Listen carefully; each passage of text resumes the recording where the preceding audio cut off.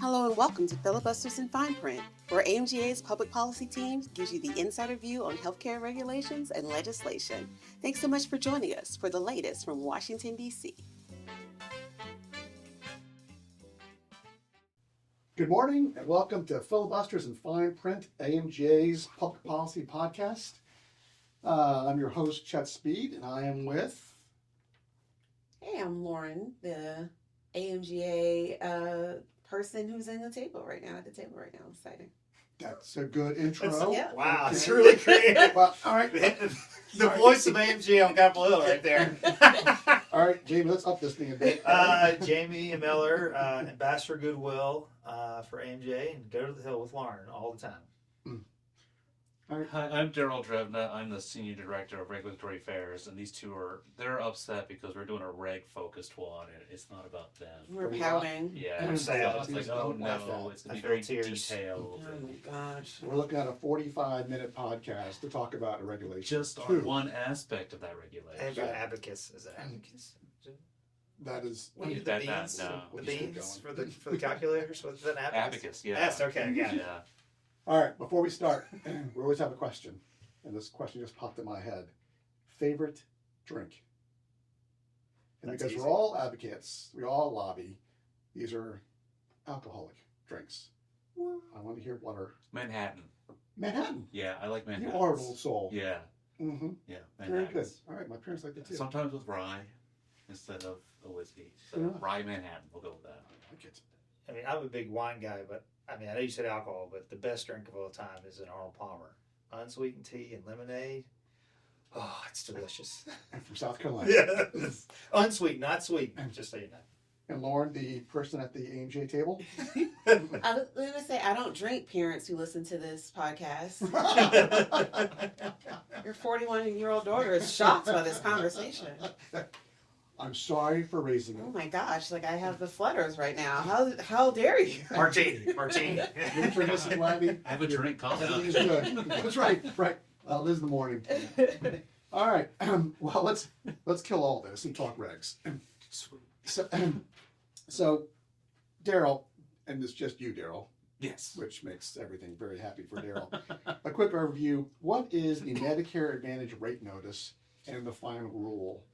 And why do these updates matter now? Sure. So there are two things that recently came out of CMS. First, they finalized in part the MA Part D rule for contract year 2026. And this really sets policies for what the plans have to do, how they're going to operate for the next coming cycle.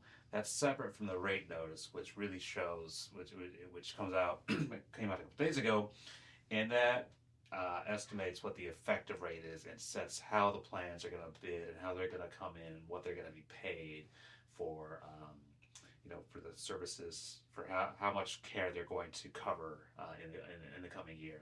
And so you have to look at there's two split things here, right? So if you look at the rate notice, it's all about here's what CMS is going to pay the plans, and the plans eventually will pay the providers. And the final rule is all about the policies underlying that, right? Makes sense? Clear as mud. It is, and we treat all our regulations equally because we love them all the same. Yeah. But because a rate notice sounds like a financial issue, shall we start with that? Yeah, I think that in this one, because we should, because CMS did not finalize a lot of what came out in the final rule, and we get that in a second. So, but the rate notice, effectively, they make an estimate of what the overall growth rate for MA plans is going to be. And there was a shift between their estimate that came out in February and what they finalized. It was actually up quite significantly. So they're looking at like almost a 5% increase. So that means Medicare's payment to Medicare Advantage plans is going to be nationally about 5% higher this year than last year.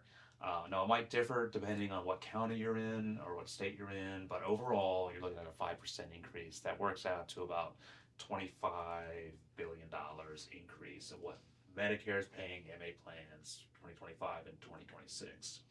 That's a nice So increase. that's a nice increase, and not everyone is getting an increase, right? If you think about other aspects of the Medicare program. And so we're talking about Part B, Right. And I do see Lauren and Jamie peaking up right now. We mentioned Part B. So 5% increase for plans, and where are we with Part B? Negative 2.83 to the fee schedule.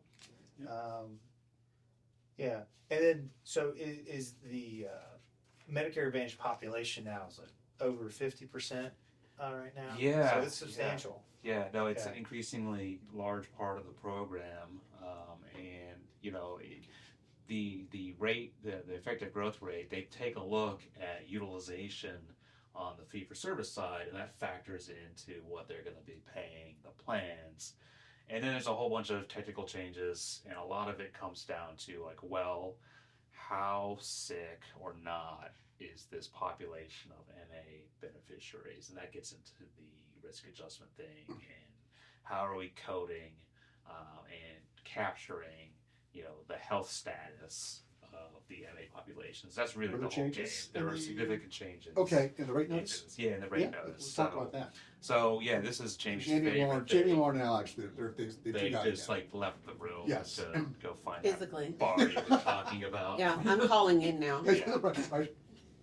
Who wants to talk about like the CMS HEC risk adjustment model? Because Who I does do. it? Yeah. I know. Sounds risky. I know. So really, what they're doing is they take a look at this formula and it's shifted over the couple of years. And what CMS has done here is they've completed this phase in of a new model. So, and it was originally designed to incentivize plans to take on anyone who wanted to be in Medicare Advantage. The concern was when this program was stood up, like, they will figure out who the sicker patients are and they will avoid them. So we're going to create this risk adjustment system. So we're going to pay you a little bit more depending on the health of your population.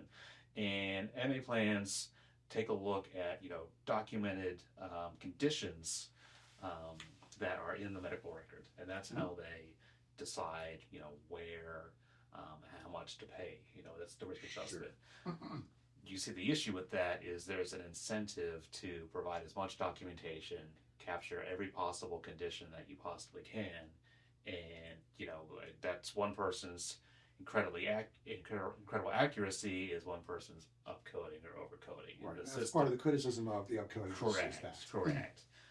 So you can adjust that, and then one of the ideas is we're going to move to more encounter data instead of based on your actual interaction with the clinician versus what's captured in that medical record or that documentation and that sort of thing. So, and this is going to become increasingly important, not just for Medicare Advantage, but CMS still has that goal out there of shifting 100% of fee-for-service Medicare beneficiaries out of traditional Medicare and into some sort of value model.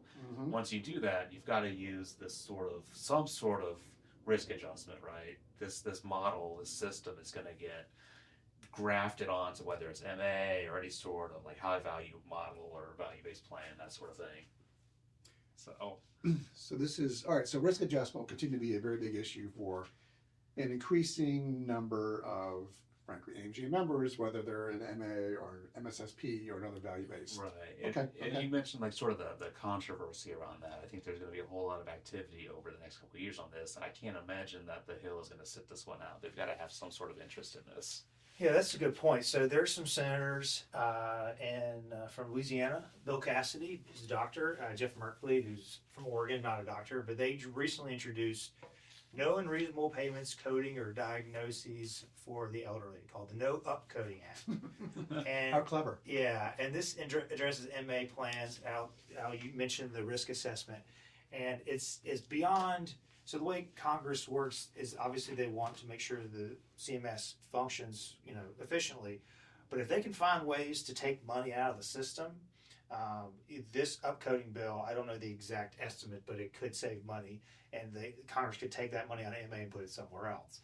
So that's something we're monitoring. I think it's interesting, Lauren, every year, beginning of the year, we have to talk about Medicare Advantage. I mean, do you hear a lot from folks on both sides on that? It used to be a lot busier for us, Okay. right? Yeah. CMS released a call letter. There'd be a gigantic list of members of Congress saying, I support MA. That's essentially what the letter kind of said. And you would get like 400 members of Congress, which is something very rare in any sort of instance in Congress coming together on something, you don't hear about that letter as much anymore. One year they just didn't do it. Yeah. They couldn't get an agreement in terms of bipartisan agreement on the language of it. So you're seeing a little bit of stepping back from Congress around MA. Some of the more liberal members of Congress, I think about Senator Ron Wyden, who's been sort of banging the drum on this issue in terms of marketing tactics. He's done reports on like aggressive marketing. If you've ever spent any time with your parents watching Me TV or Matlock or any sort of daytime TV show, you're constantly under a barrage of MA. Joe Namath. Joe Namath. Yeah, absolutely. My mom sent me a picture today of like someone she babysits, and then behind it on the screen of the television was an MA commercial. Like, no lie. Some of this was because there was a little change in the rules during a pandemic, because there was so much open enrollment that was continuing going on in the pandemic that you could increase commercials. But this is something Ron Wyden has been talked about a lot, and I think it's finally sticking. And I guess one of the things I want to kind of open up as well is like, for the Trump administration, they really love MA. Right? There's been conversations in Project 2025 and also sort of some of these Republicans that talk about like maybe just doing instead of you having to opt into MA, you could possibly have to opt out of MA. And so do you think some of those changes that we're seeing now with these rate notices and things like that, could that be a possible preparation for MA for all? Well, you look at who is now heading up CMS, right? You've got Dr. Oz, who's a huge MA proponent. He's only been there about a week so far, so we'll have to wait and see. Also, former broker of MA. Former broker of MA. So I think you're 100% on the mark that you've got folks in the White House, at the HHS, and at the agency level who are very invested in I use that word deliberately, in the success of the Medicare Advantage program. So, and there's a lot they can do on the demonstration side of things to figure out how can we up those figures in Medicare Advantage. And, we've talked about this a lot going back to that, that 2030 goal. If you want 100% of your population in some sort of high value model, right? There's only so much you can do without using Medicare Advantage. So you're going to have to encourage folks or facilitate folks enrolling in that program to hit that 100%, for that to be remotely feasible. Well, I know that we've talked. We were in Dallas, but I've also talked to members of Congress about MA and their payment rates and things like that. And I think there is an opportunity for us to educate policymakers that MA has supplemental benefits and other things that do help people beyond fee-for-service. So I think people listening to this understand that it's a service that it's an insurance product that helps members provide a different level of care. It's that stability, yeah, by and large, that I think is really attractive to AMGA member, providers and clinicians and all that. You don't have these constant rule changes that happen with other models of care. You don't have, honestly, you don't have the payment cuts that you see. What is it?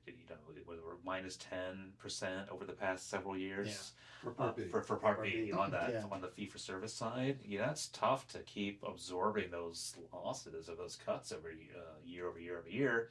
And on the other side of the on the ledger, you've got Medicare Advantage that's getting plussed up 5% this coming year. So that's a really attractive proposition.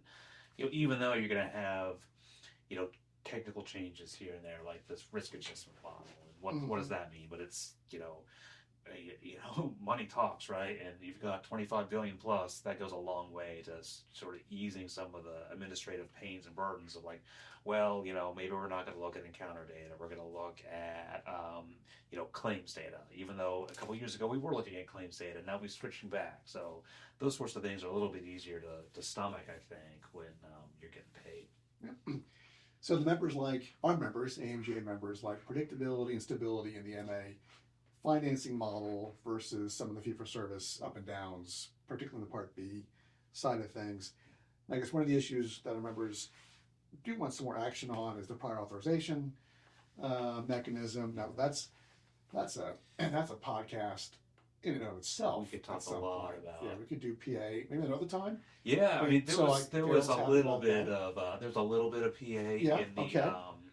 in the final rule, not the rate notice. So I'm shifting gears here a little bit, and essentially, We're in the final rule. Yeah, Okay, we're in good, the final because rule. we do like all regs equally. Right, So right. let's give so a let's little let's level. shift gears here, and it was essentially like, hey, plans. Once you've made a determination, you can't go back and relitigate that. So you made your decision. So it's kind of a minor thing, but you can't like withdraw prior authorization approval, and then have to go back and make your clinicians or patients resubmit that the data that justified that prior authorization. So I think that's a win for frankly everybody. Okay. But particularly AMGA members, like, okay, we've got our prior authorization with this MA plan, we're good to go. Okay. And our big issue on PA, at least from MJ's side of things, is the time Right. to approve. Is that right? It is, yeah. And this rule was silent on that, but in previous rulemaking, CMS tried to tighten up how quickly plans needed to respond. So, but they didn't go as far as AMGA as we would have liked. So now plans have 7 days to respond to what they call a routine request, and then they've got 72 hours to respond to an expedited request or some sort of emergency situation, which our members have said is way too long, especially if it comes like on a Friday night. All of a sudden you've got someone who might be warehoused for a couple of days in a hospital, just waiting for that prior auth to come in to either discharge them to a SNF or do something.